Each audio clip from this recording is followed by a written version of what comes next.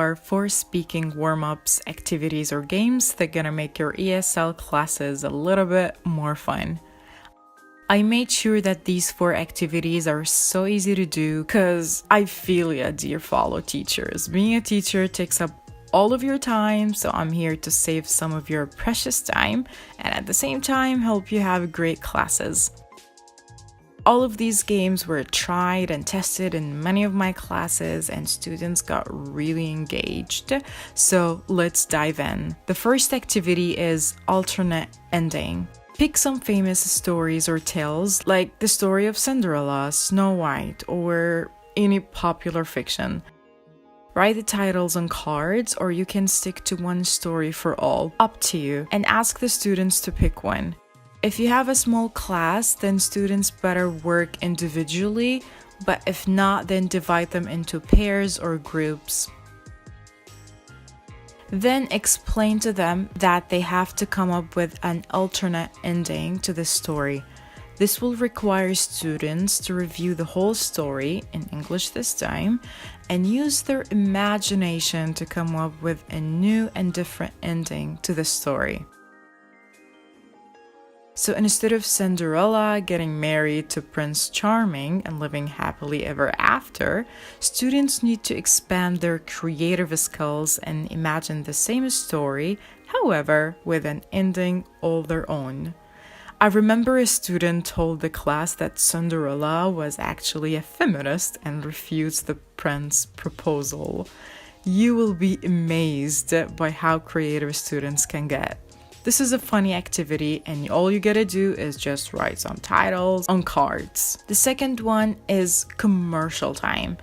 Pick random stuff from around the classroom or pre-choose them before going into the class. Stuff like pens, staples, purses, mugs, tea bags, lipsticks, literally any item will do the trick. Put them in a bag and ask each student to take an item without looking. And don't explain anything to them. Let them get curious. Tell the students that you're the owner of a big company that produces this particular product and you need to advertise it. What would you say? How would you describe it? What would you do to convince the consumers to buy it? Let them know about homophones, rhyme, catchy phrases, and slogans. This is a really good life skill activity and students have always enjoyed it. 3. Role plays. Role play is a great way to prepare students to use English in real-world scenarios. I'm pretty sure you know how this activity works. You give each pair of students a conversation topic and they have to come up with a dialogue. Give them enough time to discuss and prepare.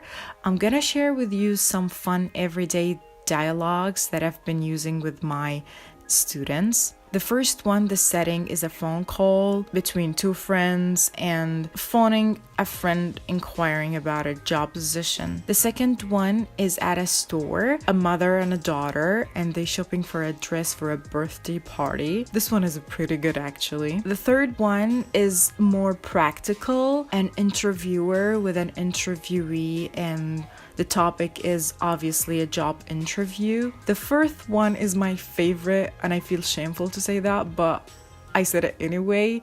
It's like 2 neighbors sipping coffee together in the morning and gossiping. The fifth one is so funny. A father and a son, or a mother and a daughter, whatever, and like one of the parents teaching math to their child. The sixth one is cheesy. A waiter and a customer, and the customer complaining about the food. The seventh one is also a favorite because you get the students to be in your shoes. So it's like basically a teacher and a student, and the student complaining about his or her mark. The last one is in a taxi between a driver and a passenger, and the topic is given directions. The last activity is 2 words for 2 minutes. Let me explain. You'll distribute some cards that has 2 to 3 words maximum, like these ones.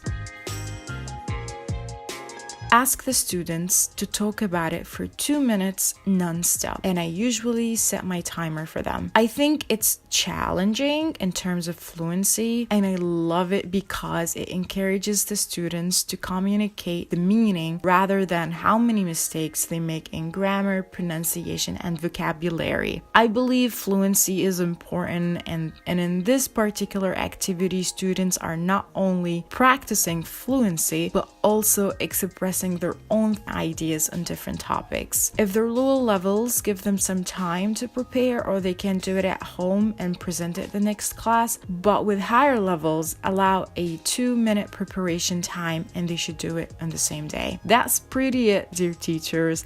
I know you're awesome and you got a bunch of other activities, but I hope I added something fun, inspiring, and new. Thank you for your time, and I'm positive you're just great being a teacher.